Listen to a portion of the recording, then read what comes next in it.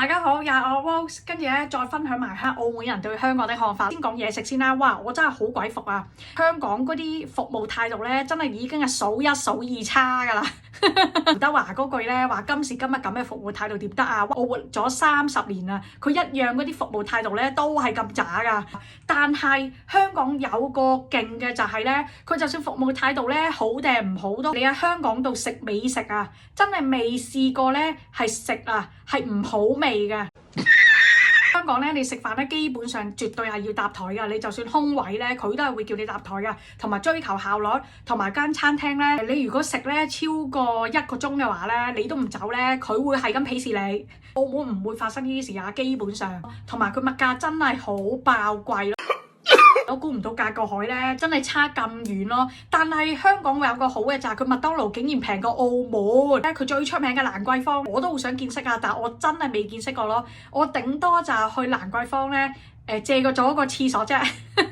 蘭桂坊隔離嗰條街，王家衛導演嗰出梁朝偉嗰個飯啊，真係好爆。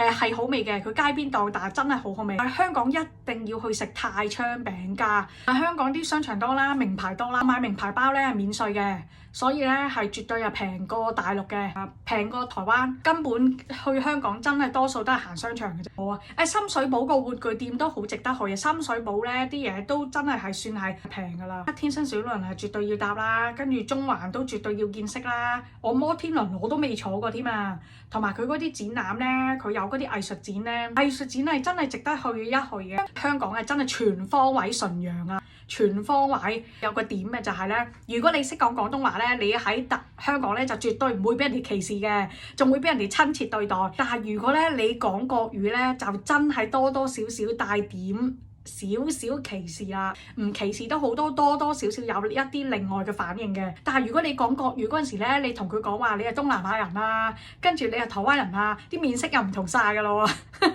咁我哋呢啲係講廣東話啊，唔會有咩事啦。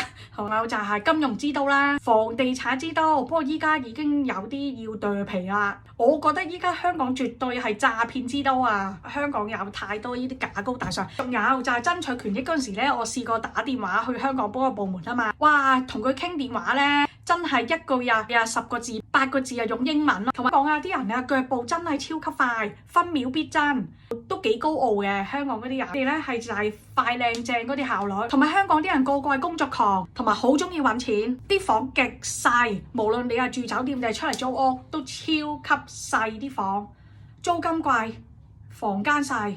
同埋啊，香港嗰啲地鐵咧真係冇咩廁所㗎。過去香港旅遊咧，覺得咧地鐵冇廁所係正常㗎嘛。直到喺台灣嗰陣時，嗰啲捷運咧有廁所先覺得話，哇，原來香港地鐵係冇廁所㗎喎。香港咧，如果你想去廁所咧，真係就係一定要去商場咯。如果唔係咧，就好難揾到啲廁所有得去啦。咁啊，好，先分享咁多，拜拜。